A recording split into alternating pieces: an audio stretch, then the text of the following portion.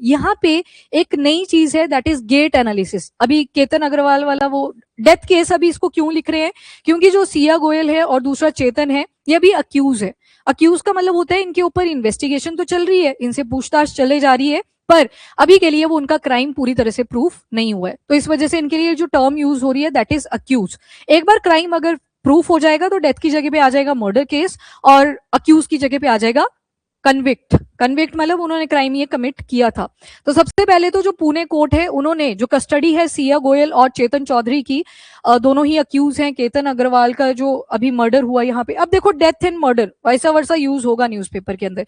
हम मर्डर क्यों बोल रहे हैं, क्योंकि यहाँ पे स्टेटमेंट चेंज हुई बाद में, जब सारे रिचुअल परफॉर्म कर दिए गए तो उसके बाद सिया से कुछ चीजें पूछी गई तो वहां पे फ्लक्चुएशन हुई, और जब फ्लक्चुएशन हुई तो जो केतन की सिस्टर है उसको डाउट भी हुआ, सिस्टर या कोई था रिलेटिव, मतलब उनको डाउट भी हुआ कि कुछ तो डाउट मतलब गड़बड़ वाली बात है, तो उसके बाद ये केस शुरू हो जाता है। तो ये मर्डर केस ही है एक तरह से, हम यहाँ पे किसी को बचा नहीं सकते, ठीक है, ये मर्डर केस ही है। अब यहाँ पे पैटर्न बोला ना, वो है गेट एनालिसिस। गेट एनालिसिस क्यों, क्योंकि कोई एविडेंस ही नहीं है। एविडेंस निकला तो एक सीसीटीवी फुटेज कि उस दिन सिर्फ केतन और सिया नहीं थे लोहगढ़ फोर्ट के ऊपर, एक और भी पर्सन था जो ब्लैक हुडी में आ रहा था पीछे से और उन्हीं के साथ चला हुआ था। तो मतलब वहां पे जो क्राइम सीन बना, वहां पे एक दो ही पर्सन नहीं थे, वहां पे 3 लोग थे।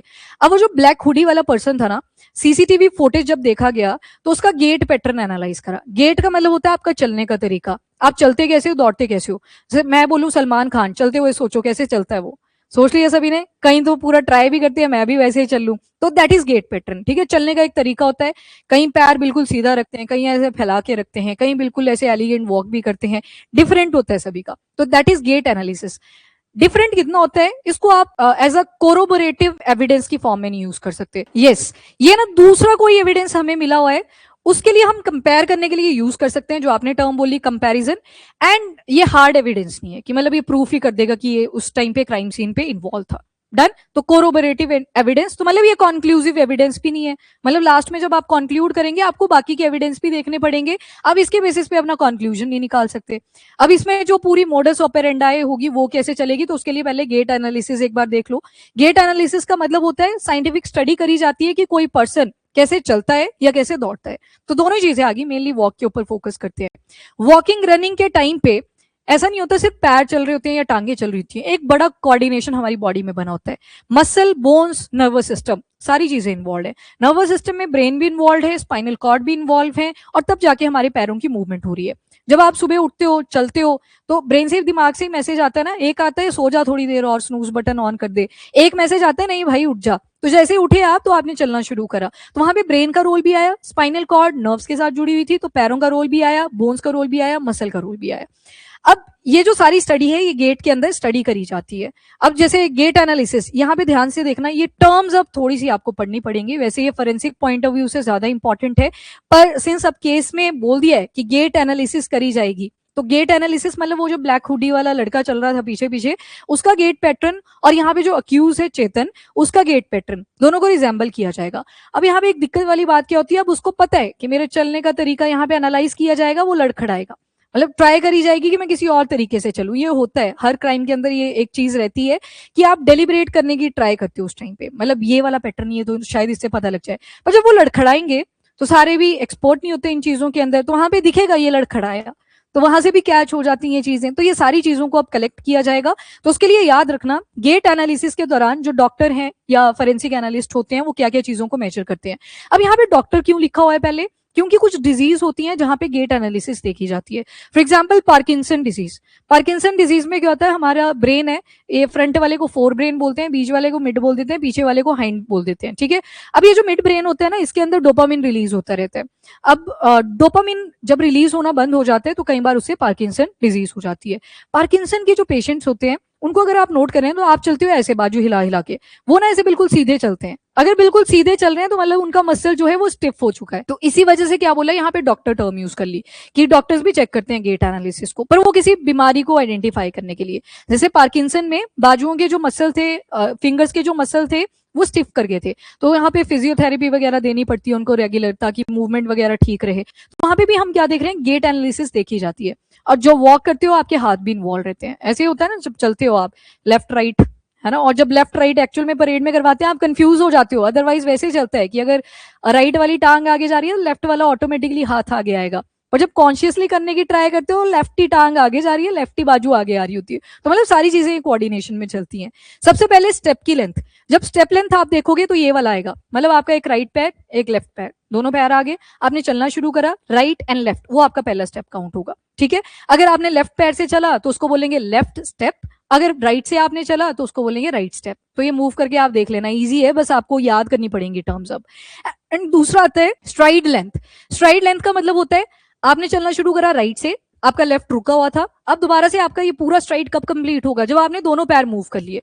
एक जगह पे मैं स्टैटिक हूं, मैंने राइट पैर पहले लगाया, फिर मैंने लेफ्ट पैर पहले लगाया, तो मेरा पॉज पे कौन सा था, लेफ्ट पैर था। तो लेफ्ट से लेके लेफ्ट तक का जो डिस्टेंस आएगा दैट इज स्ट्राइड लेंथ आ जाती है, इसको स्ट्राइड लेंथ बोलते हैं। स्टेप का लग गया पता, स्टेप मतलब एक स्टेप जो आपने पहले पैर मूव करा उसके साथ काउंट करेंगे। लेफ्ट करा तो लेफ्ट स्टेप बोल देंगे, अगर राइट बोला तो राइट स्टेप। अरे डांस नहीं किया है कभी, वही है स्टेप, बोलते हैं ना कि एक आगे स्टेप रखो एक पीछे स्टेप रखो, एक ही बोलते हैं कि एक ही टांग उठानी है, एक ही टांग यहाँ पे दोबारा से रखनी है। एंड स्ट्राइड की जब बात करते हैं तो लेफ्ट भी चल पड़ा राइट भी चल पड़ा, तो लेफ्ट लेफ्ट के बीच का डिस्टेंस, राइट राइट के बीच का डिस्टेंस मूव करना चाहिए एक बार।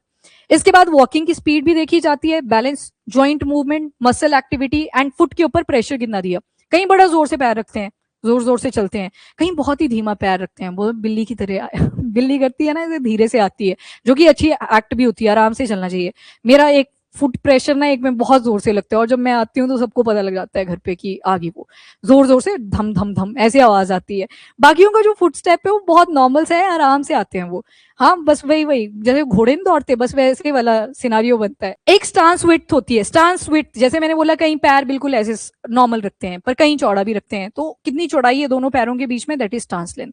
स्टांस के टाइम पे आपने दोनों पैरों के ऊपर प्रेशर डाला होता है, मतलब मैं खड़ी हुई हूँ ना अभी, मेरा ऐसे पैर दोनों एक ऐसे जैसे है एक ऐसे जैसे है, तो अभी मेरा फोर्स डल रहा है पैरों के ऊपर, एक स्टांस बना हुआ है प्रॉपर, दोनों के बीच का गैप कितना है दैट इज स्टांस लेंथ। और ज्यादातर ये नॉर्मल ही रहता है, मतलब किसी को होता है ज्यादा चौड़ाई में स्टांस बना के खड़े होना, कहीं होते हैं बिल्कुल ऐसे सीधे भी खड़े होते हैं, वो कॉमन रहता है, वो बिहेवियर वैसा बन गया होता है कि जब भी ऑटोमेटिकली आप खड़े होंगे वो वैसे बने हुए। अब जैसे मैं सीधी खड़ी होगी, अब मेरे से खड़ा नहीं हुआ जा रहा, हमें आदत है ऐसे कि एक पैर के ऊपर ज्यादा प्रेशर देना है, तो स्टांस मतलब वो दो पैर के बीच का गैप जब आपके पैरों के ऊपर फोर्स पड़ी हुई है। मोशन कैप्चर कैमरास यूज करे जाते हैं, फोर्स प्लेट्स होती हैं फ्लोर के ऊपर, उनको भी यूज करा जाता है, जैसे चलेगा वो, जैसे कि मैंने बताया कहीं बहुत जोर से पैर पे प्रेशर डालते हैं। वेयरेबल सेंसर्स भी होते हैं, इस तरह से एक इलेक्ट्रोमायोग्राफी भी होती है, इलेक्ट्रो डायग्नोस्टिक प्रोसेस होती है कि इवैल्यूएट कर सके हम कि स्केलेटल मसल कैसे मूव कर रहे थे। तो मतलब ऐसे नहीं है कि सिर्फ देखेंगे वो कि कैसे चल रहा था, तब तो एनालाइज ही नहीं हो पाया, तो टेक्नोलॉजी भी यूज करी जाती है गेट एनालिसिस के टाइम पे। एप्लीकेशन क्लिनिकल अगर देखें तो डिजीज वगैरह के टाइम पे गेट एनालिसिस चेक करी जाती है, फॉर एग्जांपल सेरेब्रल पाल्सी बच्चों के केस में हो जाता है कई बार, मसल वीक हो सकती हैं, जैसे पार्किंसन में स्टिफनेस देखी आपने, पर वो एल्डरली एज में हुई, और ये सेरेब्रल पाल्सी कई बार बचपन में भी हो सकती है। फिर इसके बाद पोस्ट स्ट्रोक रिहैबिलिटेशन, स्ट्रोक क्या होता है, कई बार ब्लड के थ्रू जानी थी ऑक्सीजन की सप्लाई ब्रेन में प्रॉपर्ली नहीं हो पाई, ब्रेन हिल गया थोड़ी देर के लिए, और जब ब्रेन हिल गया तो उस टाइम पे पोस्ट जब रिहैब के सिम्टम देखे जाते हैं तो उसमें गेट एनालिसिस भी करी जाती है। प्रोसीजर सेम ही रहता है लगभग सभी का जो आपने पीछे देखा। अब आते हैं फोरेंसिक में, जो करा जाएगा केतन अग्रवाल मर्डर केस के अंदर यूज, तो यहाँ पे कोरोबरेटिव एविडेंस की तरह से यूज करेंगे कि जो बाकी के एविडेंस मिले हैं उनको ये स्ट्रेंथन करेगा, मतलब ये एडिशनल एविडेंस है, ये कॉन्क्लूसिव नहीं है, कॉन्क्लूसिव डिस्पोजिटिव भी बोल देते हैं, कॉन्क्लूसिव आप याद रख लो। कॉन्क्लूसिव मतलब लास्ट में हम कॉन्क्लूड नहीं कर सकते इस बेसिस पे कि गेट एनालिसिस ने ये इंडिकेट करा और ये सेम मूव कर रहे हैं, तो उसके लिए आपको एक और एविडेंस चाहिए होगा सपोर्ट करने के लिए। बाद में आप शायद थोड़े दिनों में ये भी सुनो नार्को एनालिसिस, या उससे भी better that is polygraph test, ये भी आ सकते हैं। और एक बार ये जब न्यूज में आए थे, श्रद्धा मर्डर केस हुआ था एक, याद है, उसने लड़के ने रेफ्रिजरेटर में रख दिया था बॉडी को, तो उस टाइम पे पॉलीग्राफी और नार्को एनालिसिस यूज करे गए थे। तो ये तब बातें हैं जब कुछ नहीं बन पा रही है बात, और वो आर्टिकल 21 का वायलेशन का केस आ जाता है, पर वहां पे क्या हुआ, एब्सोल्यूट नहीं है राइट टू प्राइवेसी, ना दो आपका आर्टिकल 21 क्यों नहीं, राइट लाइफ इज इंपॉर्टेंट, पर एब्सोल्यूट क्यों नहीं है प्राइवेसी, क्योंकि इस बार मर्डर के केस में आप इन्वॉल्व हुए हो, तो उस टाइम पे फिर एब्सोल्यूट नहीं रहती हैं चीजें। गेट साइकिल में एक तो स्टांस फेज आएगा जो मैंने आपको बता दिया, जैसे आप चलना शुरू करते हो ना, चलते हुए भी देखो 5 एक्टिविटीज होती हैं, एक नहीं होती। जब आप पैर रखते हो तो पहले एडी रखते हो कि टो रखते हो, तरीका अलग अलग हो सकता है, पर एक हम आइडियल सी कंडीशन ले लेते हैं। सबसे पहले तो इनिशियल कांटेक्ट आपकी हील लगती है पैर की, फिर आप थोड़ा थोड़ा फ्लैट फुट पे आते हो, फिर पूरा आपका टो नीचे लगता है, और जब आप चलना शुरू करते हो टो ऊपर होते हैं और हील आपकी सॉरी हील ऊपर होती है और टो आपका नीचे फोर्स डालता है, तो उसी को स्टांस फेज भी बोल देते हैं। यानी कि इनिशियल कांटेक्ट हील स्ट्राइक के साथ, लोडिंग रिस्पांस आपका पैर नीचे आ रहा है, लैंडिंग हो रही है, वो वाला सिचुएशन। मिड स्टांस आपके टो भी नीचे लग चुके हैं। टर्मिनल स्टांस हील ऑफ होगी, अब आप आगे चलने लगे तो हील ऊपर जाएगी। And pre swing toe off हो जाएंगे, मतलब आप टो भी उठा दिया, आपने अगला स्टेप ले लिया, that is called stance phase. इस टॉपिक से सवाल आ सकता है। आज तक जितने भी मर्डर केस हुए हैं जहां पे कभी भी कोई ऐसी यूनिकनेस आई, कोई नया जो मेथड था उसे यूज करा गया, ये वैसे पुराना है मेथड, यहाँ पे नया रहेगा, क्योंकि आप सुनते नहीं हो आमतौर पे गेट एनालिसिस के बारे में, तो सवाल आए हैं उस पर, ठीक है। Next is swing phase. Swing phase मतलब टांग हवा में है, अगर लेफ्ट वाली है तो लेफ्ट स्विंग फेज, और अगर राइट है तो राइट स्विंग फेज बोल देंगे। पैरामीटर क्या क्या मेजर करे जाएंगे, जो पीछे लिखे हुए थे वही सारा। एंकल जब नीचे आप लगा रहे थे तो कितना लगा, क्योंकि इतने सारे सेंसर भी तो अटैच थे बॉडी के साथ, तो जब गेट एनालिसिस करेंगे सारी चीजों के डायमेंशन यहाँ पे आइडेंटिफाई होते हैं।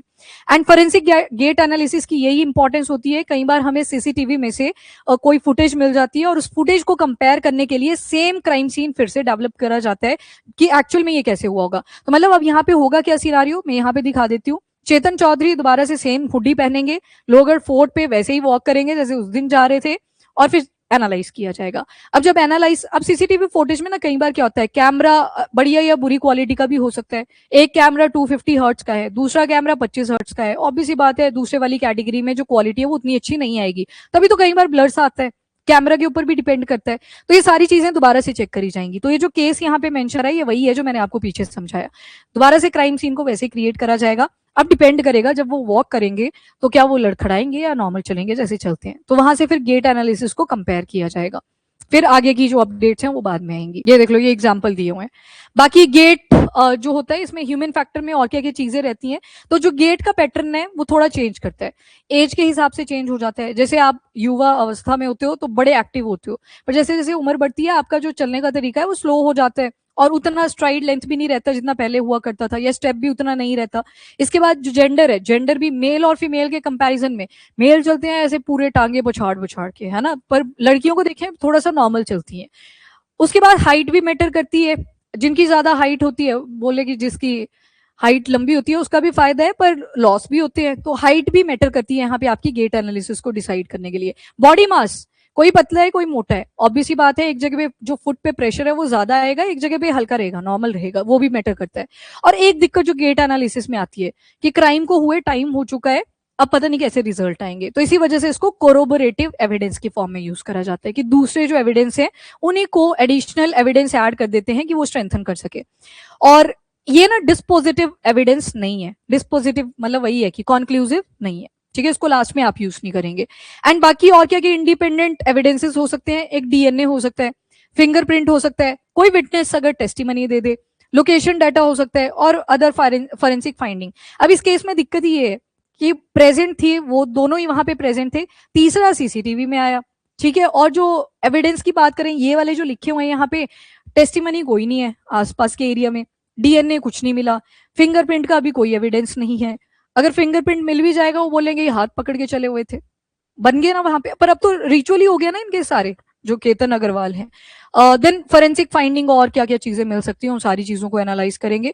एट द एंड मुझे जो लग रहा है वो तो यही है कि टेस्टिंग की तरफ ही जाएंगे ये बाद में, क्योंकि आप एक सर्टेन लेवल तक ही झूठ बोल सकते हो अंटिल अनलेस आपको बहुत बढ़िया झूठ नहीं बोलना आता। जैसे लड़के होते हैं बड़े मैनिपुलेटिव होते हैं, अच्छा झूठ बोल लेते हैं, सॉफ्ट, ये है, ये साइकोलॉजिकल फैक्ट है, पता ही नहीं लगेगा झूठ बोल रहा है कि सच बोल रहा है। हाँ जी, ये आर्टिकल गेट एनालिसिस वाला डन। ये 3-4 टर्म थी, स्ट्राइड, स्टेप, स्विंग, स्विंग तो हवा में ही है, और चलते कैसे है ना, बस वही है स्टांस फेज। तो उस टाइम पे ना अगर नहीं भी याद आए तो स्टांस फेज में बस इतना याद कर लेना, पैर उठाना है मैं चलता कैसे हूँ। उस टाइम पे भूल भी जाते हैं कहीं, ऐसे कि इधर को चलता था मैं, इधर को चलता था, कहीं तो एडी पे चलना शुरू कर देंगे, तो वो नहीं करना है। तो उस टाइम पे अज्यूम भी कर सकते हो आप, बस टर्मिनोलॉजीज याद रख लेना, दैट्स इट।